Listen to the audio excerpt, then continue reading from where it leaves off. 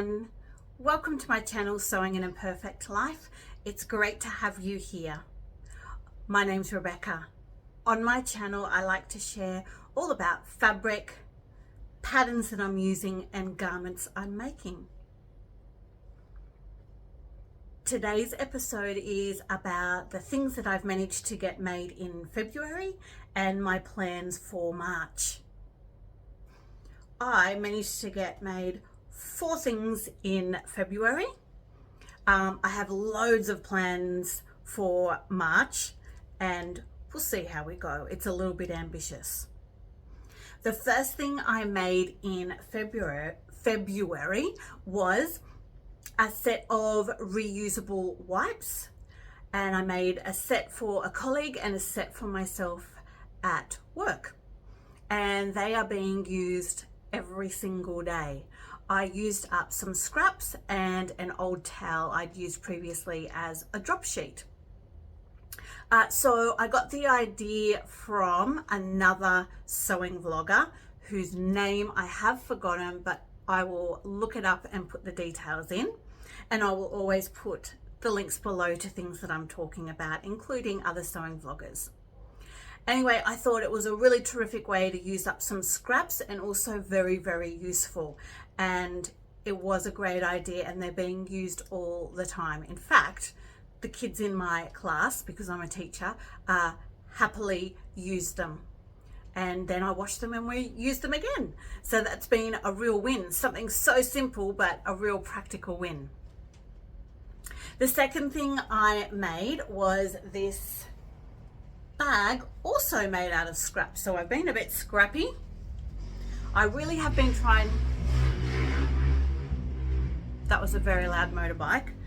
Also, a thunderstorm's rolling in. You might hear some rain and some thunder. Just adds to the atmosphere.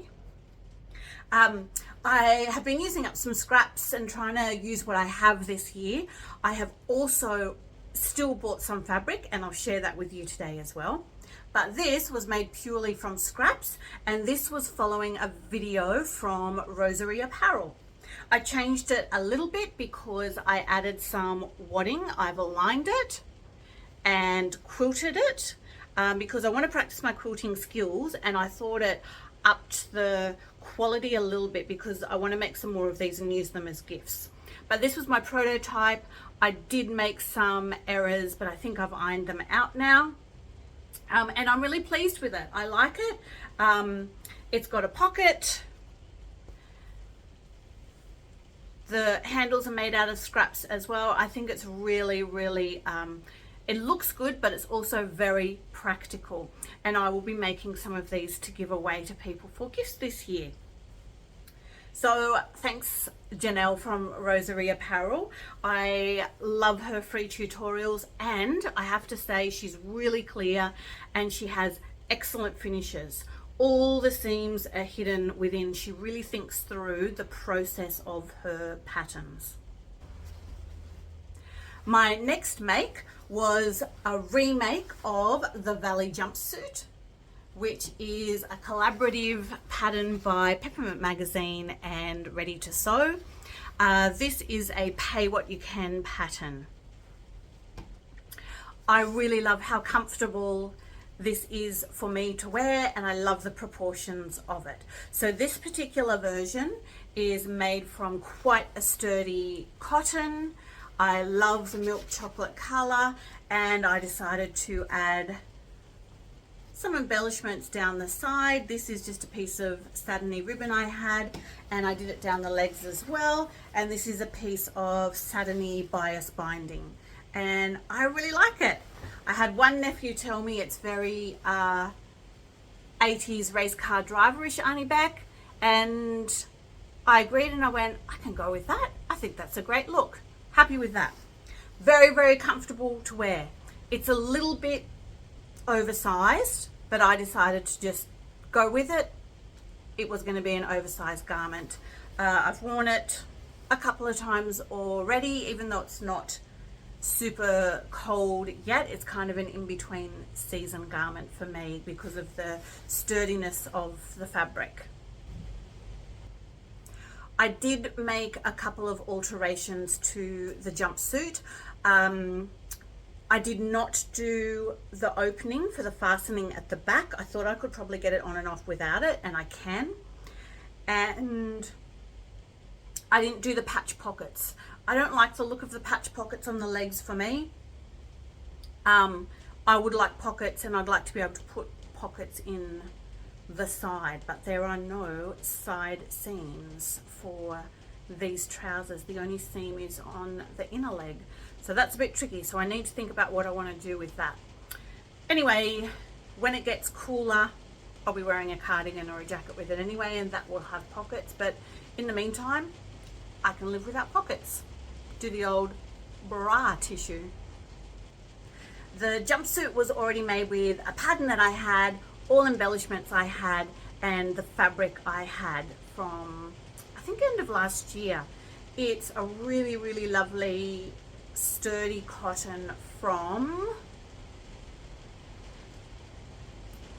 Minerva's Bower, which is a fabric shop up in Coud, which is almost top of the mountain here in the Blue Mountains.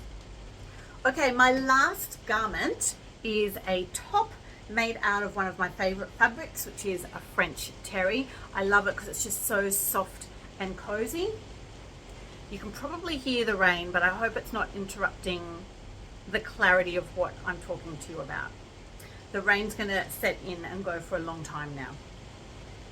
Okay, this is a new pattern and a new pattern company to me. It's a French company called Coud, and this is the Ines top. So it's got a bit of a high boat neck. It does come up a little bit. I haven't taken photos of me wearing this yet. I have worn it to work though. It's got short sleeves, but I really like the little extra cuff on the end. I did change the bottom. The bottom was very, very wide. I'm not sure if that's the pattern. I'm not sure if I went too big with the size. I do think this fabric stretched. So while I love the softness of this fabric, it was a secondhand fabric I bought at an op shop, probably the Sewing Basket, and it does not have good recovery. So not sure what the reason was, but the bottom really stretched out and did not have a good shape for me.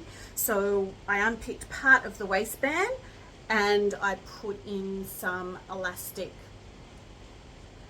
which brings it all in just under my natural waist nicely, so I can wear it with skirts or trousers. And I really enjoyed wearing that when I wore it to work. That's it for my February makes. That's all I got through. Starting with a new class and getting back to work for the year, I find quite exhausting, and I often head to bed early and only sew a little bit on the weekend. So that's what I got done.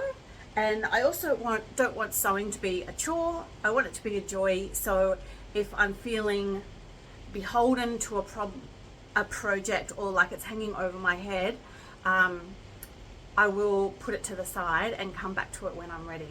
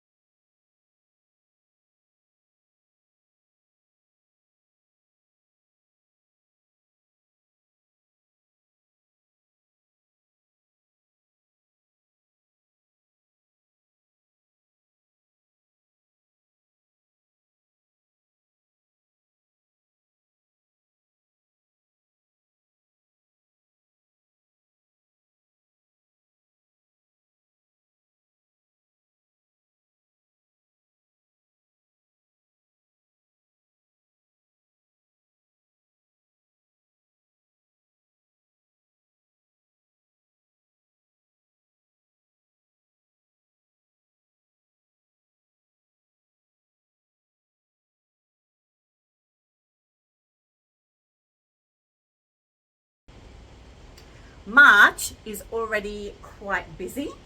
We're already halfway or partway through. I have a nephew who is turning 25 at the end of March, and I rang him and had a chat and said, how do you feel about something handmade, like a new quilt for your bed? And his response was utterly delightful. He said, oh, Auntie Beck, you need to know that my brothers and I love handmade things like this. The cheesier, the better, with the sentiment. And so we had a chat about colours, and I've started on his quilt, which is going to be blues and whites. I even then emailed him a link to a Jellyroll that I thought had the colours he was talking about, and he said, that's exactly right, I'd love that. So I have begun. I have not patchworked using Jelly-Rolls before, and my gosh, it makes things easier. Fabulous. It was so quick. I've done the squares, so a whole lot of those. And to make the quilt a bit bigger, my sister also ordered the same Jelly-Rolls, and she's doing the same, and then we're going to get together and put all the pieces together.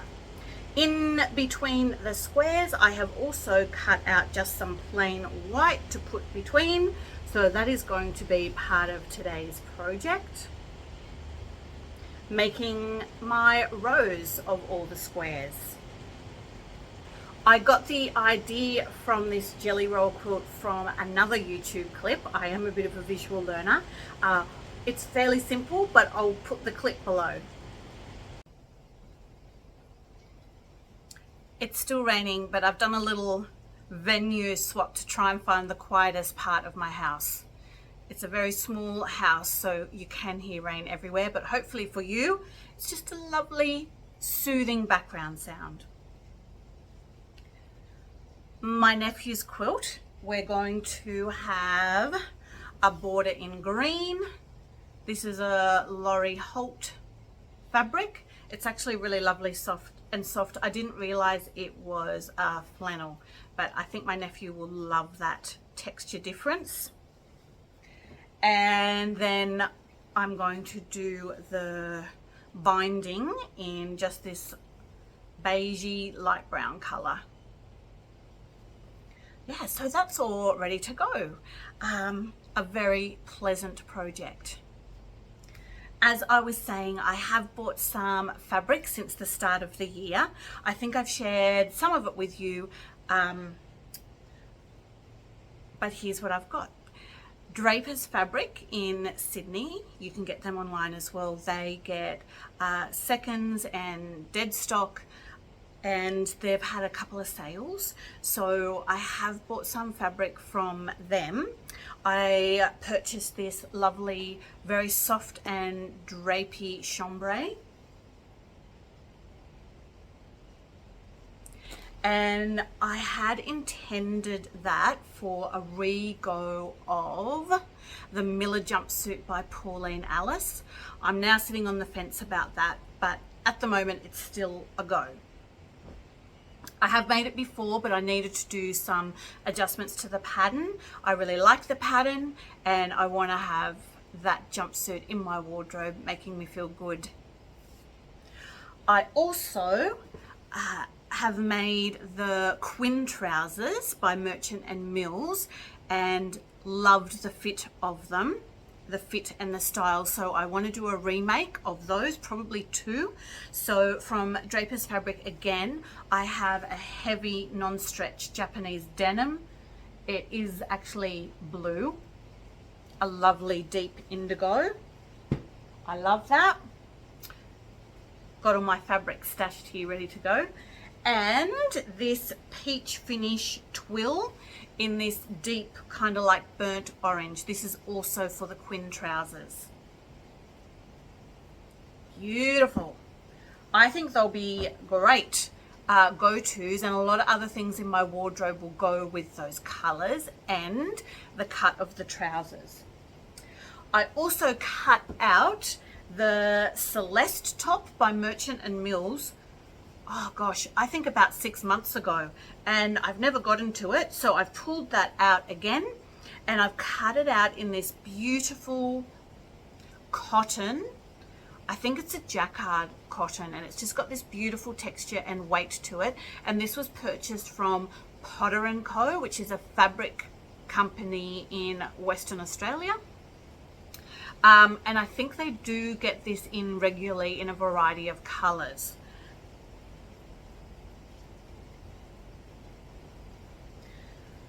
So that is the Celeste top.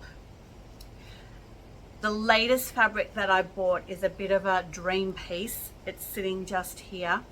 I have long lusted after Merchant and Mills fabrics, and to be perfectly honest, it's out of my price range. When I can't guarantee I'm going to get the garment perfect, I don't want to spend that amount of money on it.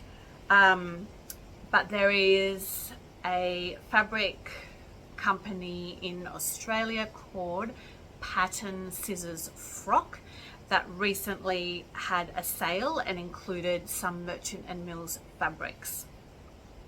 And I'd looked at various ones for a long time, and I decided to treat myself to this piece of cotton, and I'm planning to make the Imby dress by Karmme Apparel in this beautiful piece of fabric, and it really is wonderful quality. This has been washed and dried. I did not put it in the washing machine, but I have given it a wash and dried it, and yeah, it just feels nice and crisp and a nice mid-weight. It's a really vibrant red and then a blue. So I actually feel very, very fortunate to have that piece of fabric, and I will enjoy making it. I think I'll enjoy every minute of cutting that out and putting it together. They are my sewing plans for March. Other things in March that I will get to when I can, or when I feel like it, are some books. These are my latest library loans. I do love going to the library and trying out bits and pieces. I had to put this on hold and wait for it. It is called Braiding Sweetgrass. It looks really interesting. I love the sound of it. Indigenous Wisdom, Scientific Knowledge and the Teachings of Plants by Robin Wall Kimmerer. Something really different. I have a sewing book that I've also borrowed. This is the Great British Sewing Bee Made to Measure. All you need to know to sew clothes that truly fit. I find the library terrific to try things out. If I'm really interested in a topic, or if this book is exactly what I want and need and makes sense to me, then I can go ahead and purchase it so I've got it forever. But in the meantime, I can have a peruse and don't have to purchase anything. I love that. I also love that with cooking books. So I've got a couple here that I'm really looking forward to perusing, and sometimes I make nothing out of them. I just really enjoy looking at them and dreaming, and other times I make quite a lot out of them and really enjoy them. So I've got one called The Book of Ice Cream, and another one, and I think this is Recipe Writer in the Blue Mountains. It's Tilly Pemmant, and this is her second cookbook. This one's called Handfuls of Sunshine. Perfect bite-sized bakes. I love that.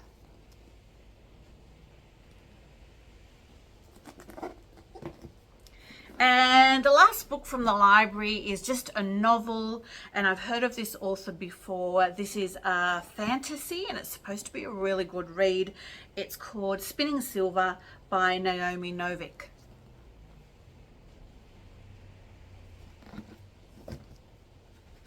So, March plans galore, very aspirational. I'll probably only get maybe half done, but I quite like having too much and things to choose from. Which project do I feel like today? The project for my nephew will be top of the list. I need to get that done this week.